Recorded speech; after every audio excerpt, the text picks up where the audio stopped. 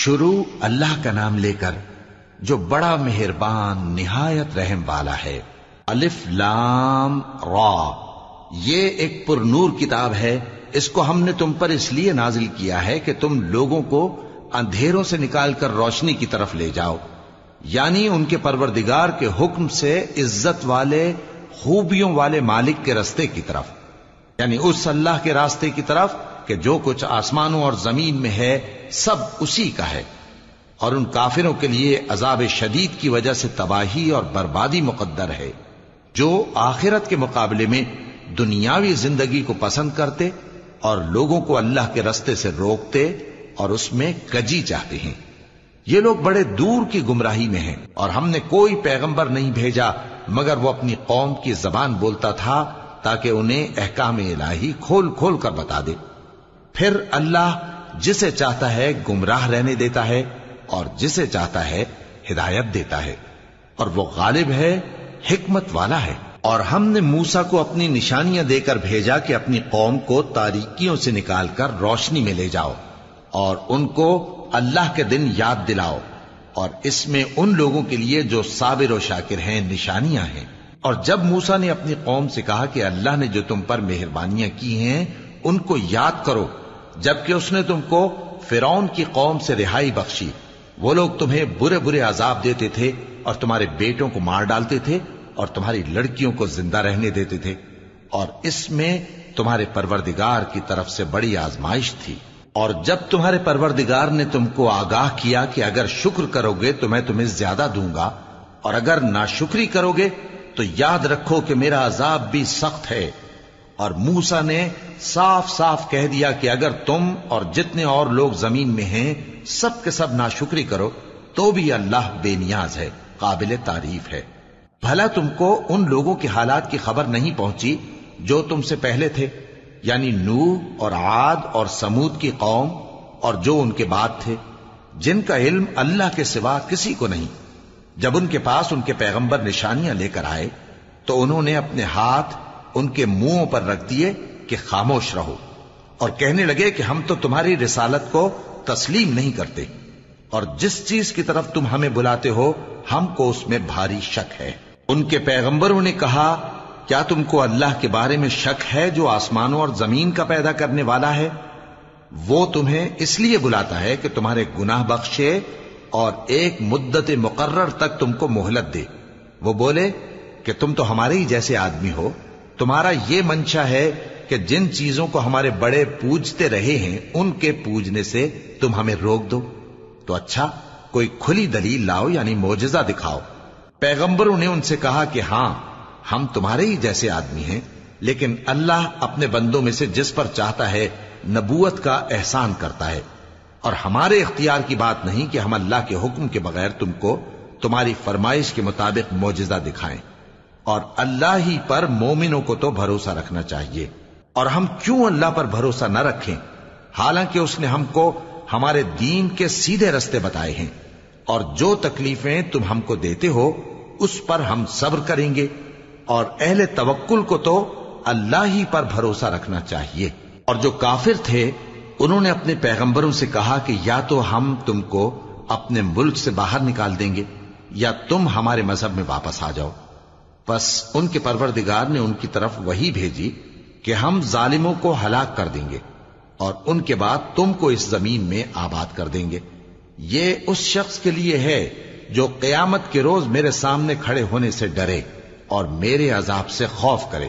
اور پیغمبروں نے اللہ سے فتح چاہی اور ہر سرکش ضدی نامراد رہ گیا۔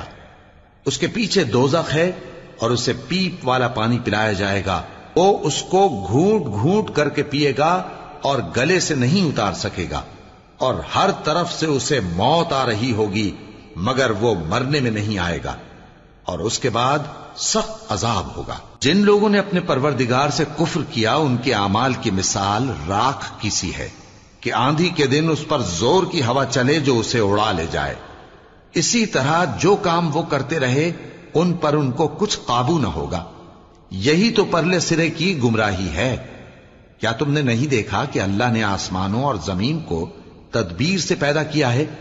اگر وہ چاہے تو تم کو نابود کر دے اور تمہاری جگہ نئی مخلوق پیدا کر دے، اور یہ اللہ کو کچھ بھی مشکل نہیں۔ اور قیامت کے دن سب لوگ اللہ کے سامنے کھڑے ہوں گے تو غریب پیروکار بڑے بن بیٹھنے والوں سے کہیں گے کہ ہم تو تمہارے پیرو تھے، کیا تم اللہ کا کچھ عذاب ہم پر سے دفع کر سکتے ہو؟ وہ کہیں گے کہ اگر اللہ ہم کو ہدایت کرتا تو ہم تم کو ہدایت کرتے۔ اب ہم گھبراہٹ ظاہر کریں یا صبر کریں ہمارے حق میں برابر ہے، کوئی جگہ رہائی کی ہمارے لیے نہیں ہے۔ اور جب حساب کتاب کا کام فیصل ہو چکے گا تو شیطان کہے گا جو وعدہ اللہ نے تم سے کیا تھا وہ تو سچا تھا، اور جو وعدہ میں نے تم سے کیا تھا وہ جھوٹا تھا، اور میرا تم پر کسی طرح کا زور نہیں تھا۔ ہاں، میں نے تم کو گمراہی اور باطل کی طرف بلایا تو تم نے جلدی سے اور بے دلیل میرا کہنا مان لیا۔ تو آج مجھے ملامت نہ کرو، اپنے آپ ہی کو ملامت کرو۔ نہ میں تمہاری فریاد رسی کر سکتا ہوں اور نہ تم میری فریاد رسی کر سکتے ہو۔ میں اس بات سے انکار کرتا ہوں کہ تم پہلے مجھے شریک بناتے تھے۔ بے شک جو ظالم ہیں ان کے لیے درد دینے والا عذاب ہے۔ اور جو ایمان لائے اور عمل نیک کرتے رہے وہ بہشتوں میں داخل کیے جائیں گے جن کے نیچے نہریں بہ رہی ہیں۔ اپنے پروردگار کے حکم سے وہ ہمیشہ ان میں رہیں گے، وہاں وہ ہر ملاقات پر ایک دوسرے کو سلام کہیں گے۔ کیا تم نے نہیں دیکھا کہ اللہ نے کلمہ طیبہ کی کیسی مثال بیان فرمائی ہے؟ وہ ایسی ہے جیسے پاکیزہ درخت جس کی جڑ مضبوط ہو اور شاخیں آسمان میں پھیلی ہوں، وہ اپنے پروردگار کے حکم سے ہر موقع پر پھل لاتا ہو۔ اور اللہ لوگوں کے لیے مثالیں بیان فرماتا ہے تاکہ وہ نصیحت حاصل کریں۔ اور ناپاک بات یعنی غلط عقیدے کی مثال ناپاک درخت کی سی ہے کہ وہ زمین کے اوپر ہی سے اکھیڑ کر پھینک دیا جائے، اس کو ذرا بھی قرار و ثبات نہیں۔ اللہ مومنوں کے دلوں کو صحیح اور پکی بات سے دنیا کی زندگی میں بھی مضبوط رکھتا ہے اور آخرت میں بھی رکھے گا۔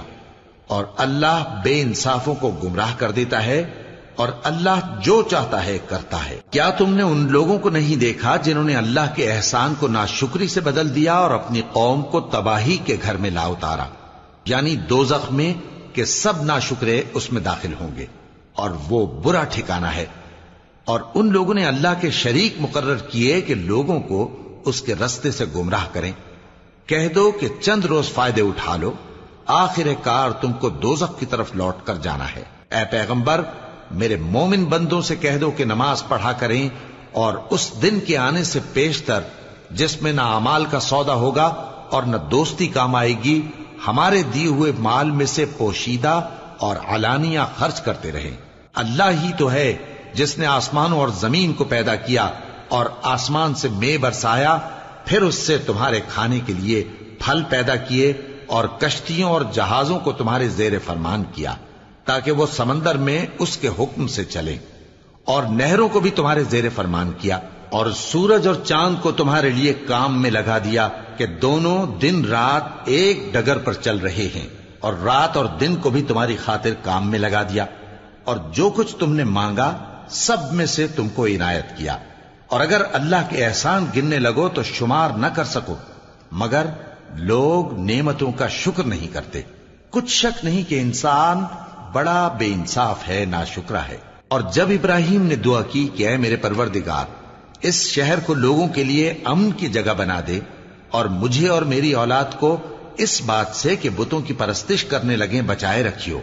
اے پروردگار، انہوں نے بہت سے لوگوں کو گمراہ کیا ہے، سو جس شخص نے میرا کہا مانا وہ میرا ہے، اور جس نے میری نافرمانی کی تو تو بخشنے والا ہے، مہربان ہے۔ اے پروردگار، میں نے اپنی اولاد ایک وادی میں جہاں کھیتی نہیں، تیرے عزت و ادب والے گھر کے پاس لا بسائی ہے۔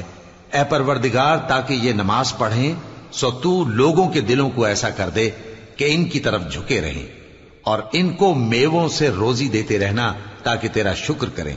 اے پروردگار، جو بات ہم چھپاتے اور جو ظاہر کرتے ہیں تو سب جانتا ہے، اور اللہ سے کوئی چیز مخفی نہیں، نہ زمین میں نہ آسمان میں۔ اللہ کا شکر ہے جس نے مجھ کو بڑی عمر میں اسماعیل اور اسحاق بخشے، بے شک میرا پروردگار دعا سننے والا ہے۔ اے پروردگار، مجھ کو ایسی توفیق عنایت کر کہ نماز پڑھتا رہوں، اور میری اولاد کو بھی یہ توفیق بخش۔ اے پروردگار، میری دعا قبول فرما۔ اے پروردگار، حساب کتاب کے دن میری اور میرے ماں باپ کی اور مومنوں کی مغفرت کیجو۔ اور مومنوں، یہ نہ سمجھنا کہ یہ ظالم جو کام کر رہے ہیں اللہ ان سے بے خبر ہے۔ وہ ان کو اس دن تک مہلت دے رہا ہے جبکہ دہشت کے سبب آنکھیں پھٹی کی پھٹی رہ جائیں گی اور لوگ سر اٹھائے ہوئے میدان قیامت کی طرف دوڑ رہے ہوں گے۔ ان کی نگاہیں خود اپنی طرف لوٹ نہ سکیں گی اور ان کے دل مارے خوف کے ہوا ہو رہے ہوں گے۔